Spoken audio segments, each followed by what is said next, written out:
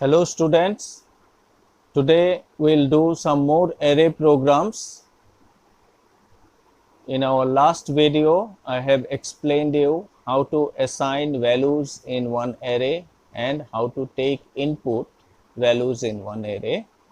Today we are doing searching in array. Let us see the question. Write a program to input 10 integers in an array, accept any integer from console and search it in the array. If it is found, then display found, otherwise display not found. So this is our program. We'll take 10 integers in one array, then we'll take one more integer from the console, then search it in the array. So if it is found in the array, then our program will display found, otherwise it will display not found. So let us start the program. In this program, we have to take input. So I am writing here import java.util.star. All of you know, to include scanner class, we need to write this. Then after that, I have written class search. Public static void main string args. Then we'll create one object of the scanner class. Scanner in equal to new scanner system.in. So here in is the object of the scanner class. Now we'll use it for taking input. Then here we declare our variables. We need one array where we will store 10 integers. So I am creating here one array int a equal to new int 10. So a is created as an array with 10 cells where 10 integers can be stored. Then I have taken one more variable b, which I will use for making a for loop. Then I have taken n, which I'll use for taking one number from the user, or that is from the console, which we will search. Then I have taken one more variable, the last one, that is k equal to 0. This will be used as a flag variable, which will help us to remember whether the search integer is found or not. When we'll see the program, then we'll understand.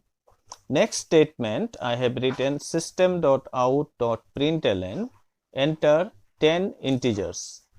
By this line, we are giving a message to the user, that is on the screen, to enter 10 integers. Now we create one for loop.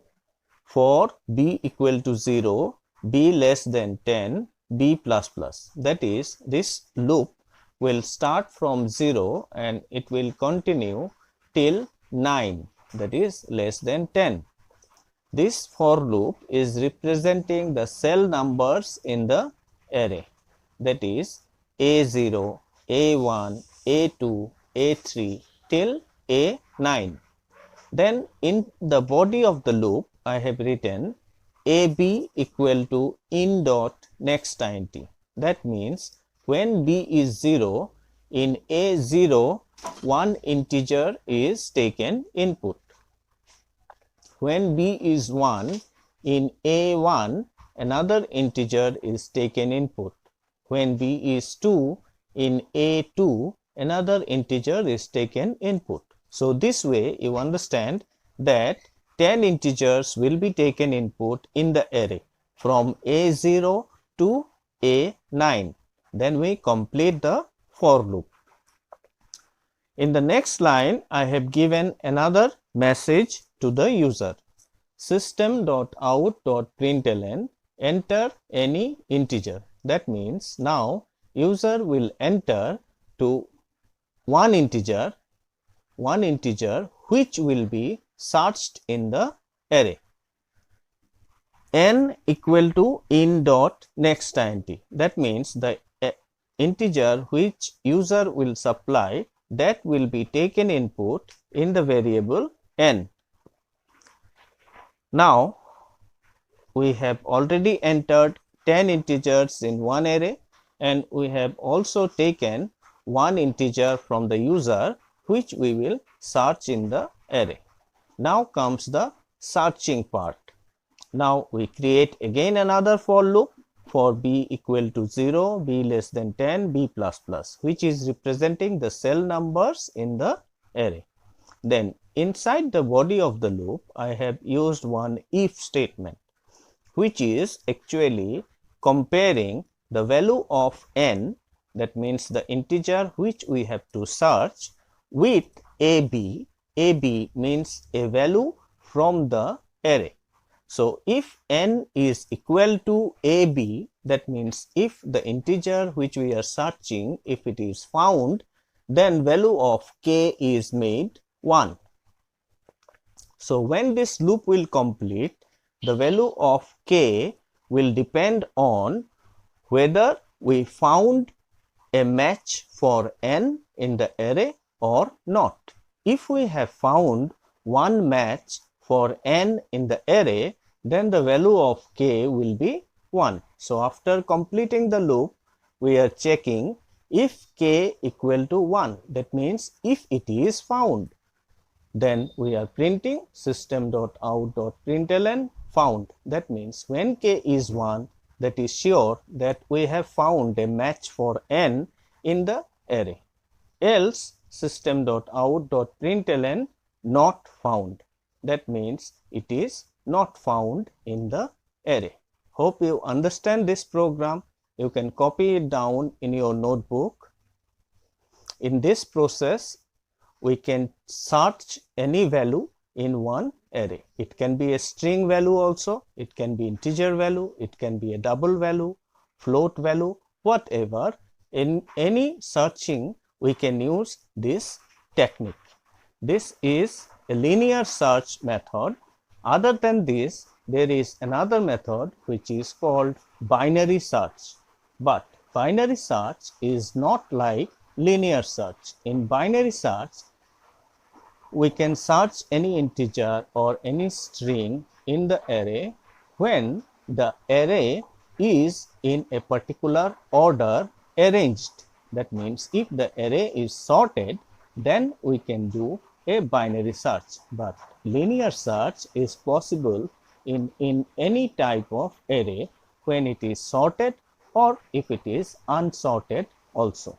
Now, in our next program, we will see a binary search program where we can search one integer in one array using the binary search method. Now, we will see the program for searching again, but now we are doing binary search. The previous one was linear search and this is binary search. In binary search, you write the question, see the question first, write a program to assign 10 integers. Now, here we are assigning 10 integers instead of taking input. Why? As I told you earlier, in binary search, the array needs to be arranged in a particular order. So, I am assigning 10 integers in an array, then accept any integer from the console and search it in the array. If it is found, then display found, otherwise display not found. Same like the previous program, import java.util.star class search public static void main scanner in equal to new scanner system.in. Now, here is the difference, int a bracket equal to, we are directly assigning 10 integers in the array, and if you look into the integers, these are arranged in ascending order 1, 4, 5, 7, 8, 9, 11, 21, 96, 99. Any number you can write, but that has to be in ascending order. Then I have int n, the variable I have taken for taking one integer from the user, which we will search. then k equal to 0, same like the previous program, which is used for a flag variable to remember whether the number is found or not. Then s equal to 0, this is for marking the beginning of the array, that is the first cell of the array, that is cell number 0. Start is 0. And the last cell will be number 9, as we have 10 integers in this array. So end is 9, e is 9, and m is one variable by which we'll find the middle of the array, that is the middle position of the array. Now we are going to take input of one integer from the user, n equal to in dot next int. So we have taken one integer from the user in n. Now we create a loop for searching in binary search method. The loop is here with while s less than equal to e. That means if the cell number of start is less or equal to the end cell number, m equal to s plus e by 2, that is the start cell number plus end cell number divided by 2. So we'll get the middle cell number. As these variables are int, here you will see in the beginning s is 0 and e is 9. If we do s plus e, that will be 9. 9 divided by 2 is 4.5. But since it is int variable, 9 divided by 2 will be 4. So in the array 0 to 9 having 10 cells, the middle position is 4, means cell number 4.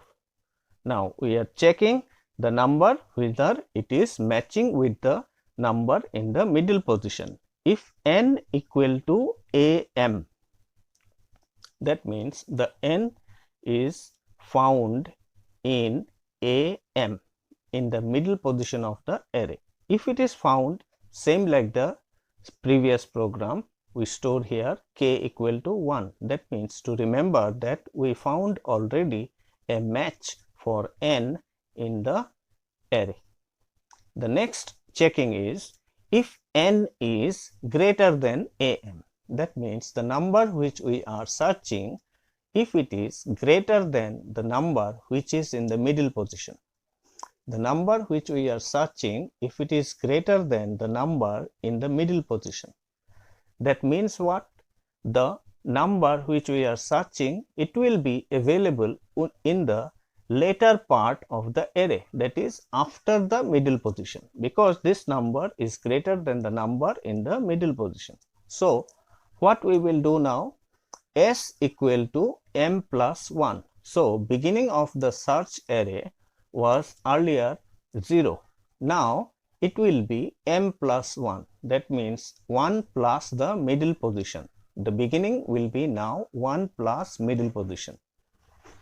That means now we will search in the second half of the array. Now one more condition. If n is less than am, that means the number which we are searching, if it is less than the number which is in the middle position, then what it suggests? That the number which we are searching, it will be available in the first half of the array, that is before the middle. So what changes we will do now? E equal to m minus 1. That means the end of the search array was earlier 9. Now it will be m minus 1. That means 4 minus 1. So start is 0 and end is 4 minus 1, that is 3. So this is the checking part, searching part, and the putting the conditions where we have to search. When the number is found in the middle, we store k equal to 1. That means we found the match for the number. When the number is greater than the number in the middle, then what we do? We change the value of start, which becomes middle plus 1. And when the number which we are searching is less than the number which is in the middle, then what change we do? We change the end part, which becomes now middle minus 1. So, in this process we have searched whether the number n is found in the array. Now, in the same way how we did in the previous program, if k equal to 1, that means the number was found, and not if k is not 1, that means number is not found. So, we have checked if k equal to 1, system.out.println found, else system.out.println not found. So, we have seen two types of searching. One is linear search and another one is binary search. Our first program was linear search technique, and the second one is using binary search technique. So, you copy it in your notebook and try to understand. If you need, you can see the video once again and see whether it is easy to understand. You can even try doing dry run in your copy to check whether your program is correct or not. Now, we will see another important program in array, that is sorting. We will sort in ascending order. We will take 10 integers in an array and sort them in ascending order. Then after that we display the sorted array. There are different techniques in sorting. Here we are using selection sort method. Using selection sort method, we are going to sort one array. Since we have to take input 10 integers in the array, so I have written import java.util.star. So, this is input specific. When you have to use scanner class for input, you have to write this. Then class selection. Since we are doing selection sort, so I have named the class as selection. Then public static void main. Then creating an object of the scanner class, scanner in equal to new scanner system.in. Then I have taken one array A with 10 compartments. Then I have two more variable B and C, which will be used as for loop variable. Then I have one more variable which I named as temp. This will be used as temporary storage when we will interchange values in the array, that is from one cell to another cell. Interchanging values in one array, for that purpose we need a temporary storage location. So, I have named the variable as temp. Then in the next step, I have written system.out.println enter 10 integers. That means I am giving a message to the user to enter 10 integers. Then I have created one for loop from 0 to less than 10, that is in the 10 cells of the array we are going to take input AB equal to in dot next int. That means in when B is 0, in A0 one number is taken input. When B is 1, again another number is taken input in A1. This way from A0 to A9 10 numbers are taken input. So, after the for loop is complete, we have already entered 10 integers in the array. Now starts the actual sorting process. Now you see here I have two for loops. One is for B equal to 0, B less than 9, B plus plus. The other one is for C equal to B plus 1, C less than 10, C plus plus. Now, what are the purposes of these for loops? The first for loop is representing cell number and the second for loop is also representing cell number. But when we are to compare two values, then we have one value in the left hand side and one value in the right hand side. So, the first for loop here is representing the left hand side cell number and the second for loop here representing the right hand side cell number. So, AB, when B is 0, AB means A0, and when B is 0, C will be B plus 1, that is C will be 1. So, we will be comparing actually A0 with A1, and since the second for loop is a nested loop, so when B will be 0, C will be starting from 1 and it will finish at 9. So, A0 will be compared with A1, then with A2, then with A3, then with A4. This way A0 will be compared with all the rest of the cells, that is from 1 to 9. In the next portion, you see here we are comparing. If AB greater than AC, that means we are comparing if A0 is greater than A1, or we are comparing if A0 is greater than A2. When we find A0 is greater than A1, or A0 is greater than A2, or A5 is greater than A7, likewise every number will be compared.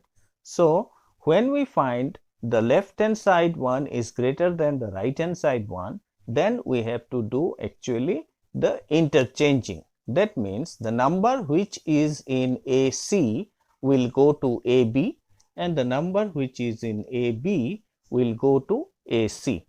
To do that, we need a third variable, a temporary storage location.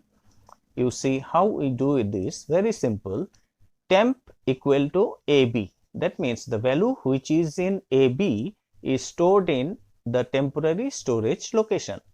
Then AB equal to AC.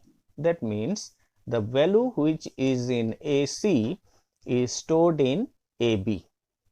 Then AC equal to temp. That means the temporary storage value is now stored in AC. So, by doing this, what we have done, we have interchanged the values between AB and AC.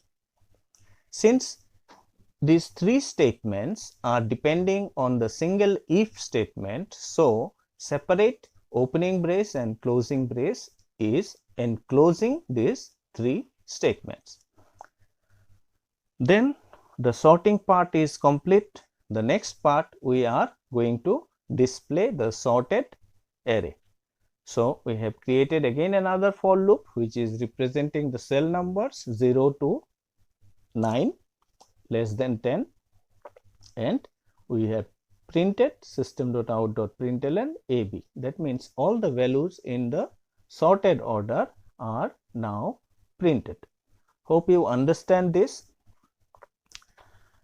If you want, you can see this video once again to get it more clear.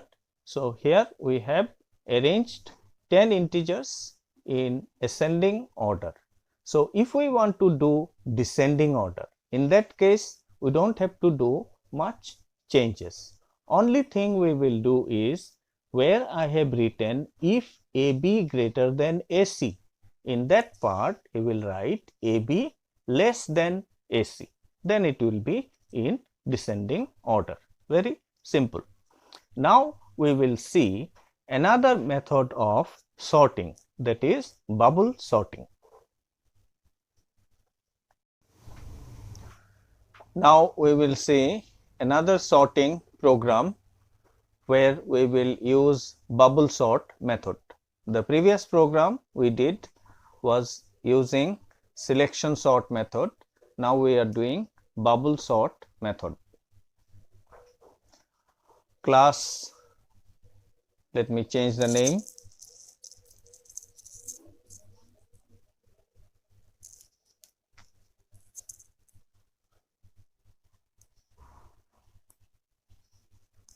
class bubble.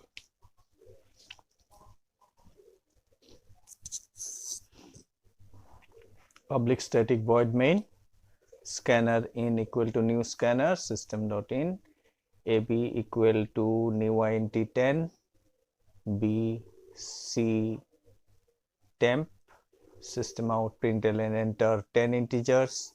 It is all same like the previous program.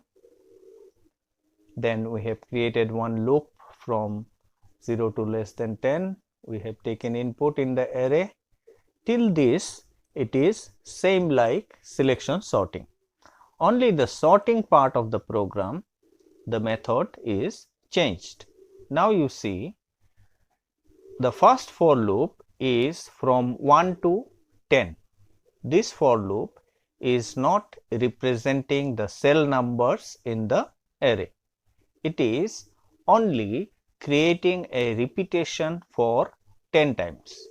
Then the next for loop, which is starting from 0 and continuing up to 8, that is 1 less than the last cell of the array. This for loop is going to represent the cell numbers in the array. Now see the next part. If AC greater than AC plus 1. Now C is representing the left hand side cell number and C plus 1 is representing the right hand side cell number. If AC greater than AC plus 1, that means when C is 0, A0 is compared with AC plus 1, that means A1. A0 is compared with A1.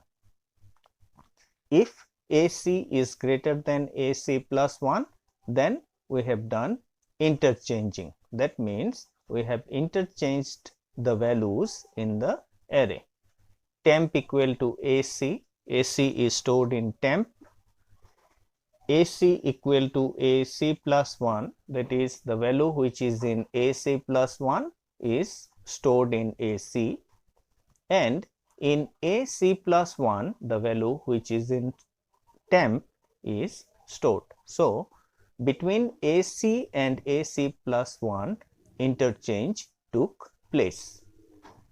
In this way we have sorted the array in ascending order using bubble sort technique. In the next part, we have just printed the values which are stored in the array. So what is different from the previous program, that means with selection sort, is only this portion from this for statement till this closing brace. This part is different because this is the part where the sorting is actually taking place. Here we have two for loops. In the previous one also we had two for loops. In the previous one, both the for loops were representing the cell numbers of the array, but here one for loop, the first one, is only for repeating 10 times, and the second for loop is representing the cell numbers in the array. So when we have compared here, we have not used B. If you see, there we have written AC greater than AC plus 1. We have not written AB. Why? B is not actually representing cell numbers. So in bubble sort technique, every cell is compared with the adjacent cell in the array, whereas in selection sort technique, every cell is compared with the rest of the cells in the array. So hope you understand how we sort in array. Today we have done searching in array using two techniques, linear search and binary search, and we have done sorting in array, that also using two techniques. One is selection sort and the other one is bubble sort. If you find any difficulties, you can see this video once again or twice, that is according to your requirement. In our next video, we will discuss about double subscripted arrays. We'll do few programs with double subscripted array. Then after that, we'll start with constructors and methods. Thank you.